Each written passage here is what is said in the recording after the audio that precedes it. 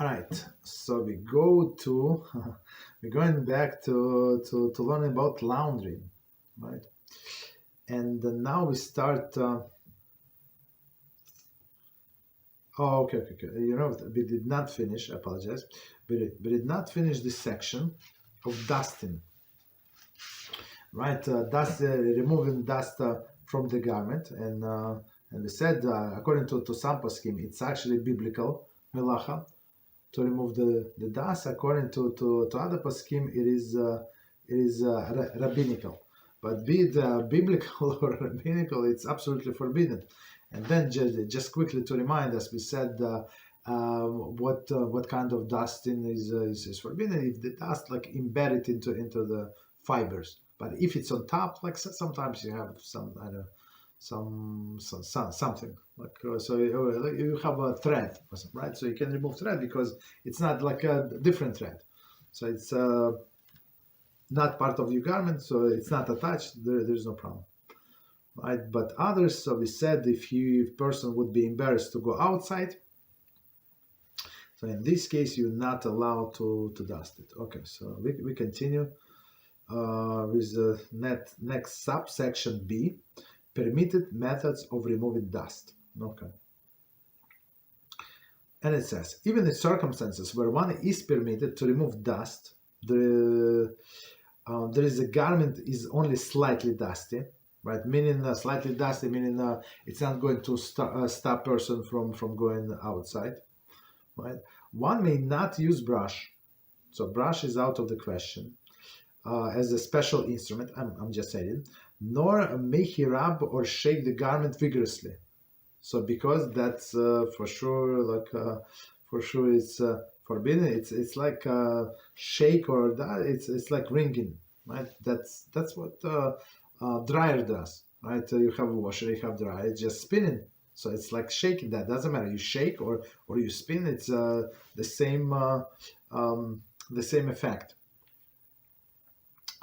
Okay, again, so cannot use brush, cannot rub it, right? Cannot rub it, cannot shake vigorously. One may only brush lightly with the hand or with a dry cloth, or should they shake the garment lightly, right? So that's what we do. For example, is what if you came outside and it was raining, so you shake a little, right? Just shake a little, don't vigorously, because otherwise it's like a laundry, right? Or snowing. Okay, same of course with dust. Okay, same with dust.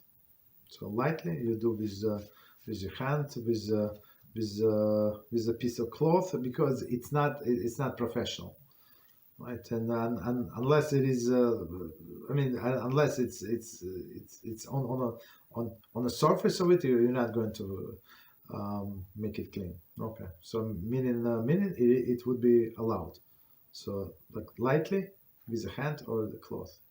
Okay, dry cloth, very important. Dry, never wet. Wet is for sure it's washing. Continue. Asking Gentile to remove dust. Actually. In situation where it is forbidden to remove dust from the garment, meaning it's too dusty, it is nevertheless permitted to ask a Gentile to do so. This constitutes an exception in a general rule that forbidden to ask Gentiles to do something for a Jew. That the Jew is forbidden to do it on Shabbos. Since as noted above, the prohibition of removing dust disputed by some poskim with regard to the having Gentile remove the dust rely on the lenient view. So, okay, so let's try to understand. So, basically, like technically, in majority of the cases, we're not allowed to ask non-Jew whatever we ourselves forbidden to do. Right, so if we cannot do it, we cannot ask him. So, or but something that we are allowed to do, yes, we can ask him to do, right, to help us with some, or right, right. But here we can ask him to dust for us a garment that is very dusty, so it would be forbidden to to do, like, for example, like, maybe it's what would be a good example? I don't know, maybe some closet when they never clean up, like on the floor, and you have a lot of dust in the floor, right? And you're removing your jacket, and jacket fell into this dust from past 5 years. You understand? So if you take it out, it's very dusty. For sure, you would be embarrassed to go outside, right? In this case, right? So in this case, you can only ask a Gentile to do that because we rely on opinion that it is we rely like exception in this exceptional case because you need this jacket. Of course, if you have another jacket, don't go ask anybody, right? But because there is a lenient opinion that it is rabbinic, okay. So then, so if it's rabbinic and in case of need, so our rabbis give us permission to ask a Gentile. So, but just because something is rabbinic, it does not automatically allow us to ask Gentile. That it does not say here, but we must keep in mind, right? Okay. So only when they are, so like some people have this confusion about Kal Vachomer. We have this concept Kal Vachomer. Kal Vachomer, it's needless to say. So meaning what? If it's this true, that for sure is true. So if it's like small, I don't know how is it, like a small proof, a small evidence, and it is true. So needless to say, it's 10 times more evidence. For sure it's true, right? No, not Kal Vachomer. I apologize. No, that's not what I meant. I meant Gzeira Shava. Apologies. Gzeira Shava. Gzeira Shava meaning same words in different psukim, right? Means that they're connected. So, but in this case, it's not clear exactly what it means. But in that case, for sure, it is clear what it means. So you can connect. So since in that case, this word means that, so meaning in our case, it means exactly the same. But it is true. It sounds very interesting when you learn in Russia. You learn in Ramban. It's very nice. But it only works in separate cases. I don't remember. I think it's few hundred cases like that, maybe less. Maybe I don't remember exactly. But all of these were received from we received tradition from Moshe Sinai. That's it. So meaning that don't make up your things. Okay.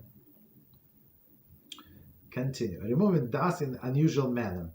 In situation when no Gentile is available, to clean off the very dusty garment, right, and the owner has no other suitable garments to wear, and is embarrassed to wear the dusty one, he may rub off the dust with his elbow or in some other unusual manner.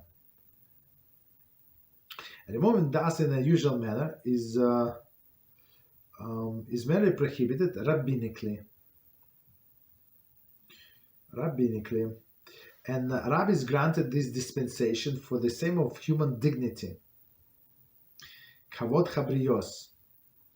And so this is we're going to explain it, explain this piece now, but it's very, very important. What is it? Concept in Judaism, kavod chabrios. So meaning what is it? Human dignity, for the sake of human dignity. Right, for example, it says that you have a broken toilet, not broken, yeah, broken toilet. So meaning, right? So there is what is it? There is a chain inside of the tank. Sometimes it falls off, especially in olden models, but in more more recent ones, it's more reliable. Is it a chain? Yeah, I think it's always the chain. It's always the chain, but it's secure. So right, that's like secure. There's special clip, so most likely it's not going to fall off. But in olden days, so it's fall offs, right? So meaning you cannot flash. Of course, you can flash manually, right? You open the top and you can pull the things up, right? But you're not allowed to fix it. You're not allowed to fix it, right? But sometimes it's like you have to fix it because otherwise it's not going to flash. So they say even though it's not allowed, but like you're still allowed to flash. Or for example, what is that? Another example. Some people I just have recently, like a few months ago, somebody asked me. I thought people like stopped using it, but what do I know? There is like what is it?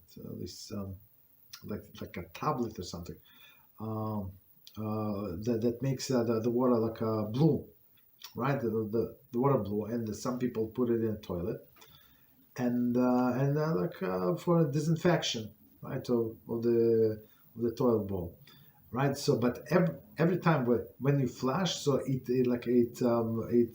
paints the water, like right to the bluish color. So it is absolutely forbidden. So, but okay, a person is in this situation, all right, right. So he's not allowed to flash. Like technically, if you think about it, he's not allowed to flash. Why? Because he's like with his action, it's a psikresha for sure. It's guaranteed that he's going to paint this water, right, in a bluish color. So, but this exception again, hakavot habrios, they would allow to do that because dignity of the person. How can like you in somebody else's house, you come out and you did not flash? That's not good. Even in your own house, like right. So it's very interesting. So there's some exception, yeah, based on this. Of course, it's only if something on a rabbinical level, right? Not on biblical, right? So let's do from the beginning. Okay. So they say in situation when Gentile is not available, so you can write and you have very dusty garment. So meaning it would be forbidden on a biblical level, according to the first opinion, right? Right. And the owner does not have any other suitable garments, right, to wear, and embarrassed to wear the dusty one, he may rub off the dust with the elbow.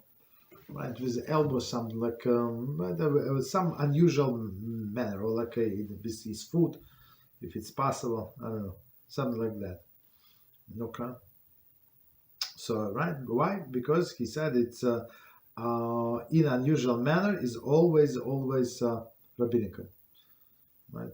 Rabbinical, and we call it shinoi. So meaning if somebody did some melacha, well, one of these 39 melachas has been discussed in unusual manner with a shinoi, so it's never death penalty. So death penalty is only like when a person did the melacha in a very similar way as they were doing in the Mishkan. Okay.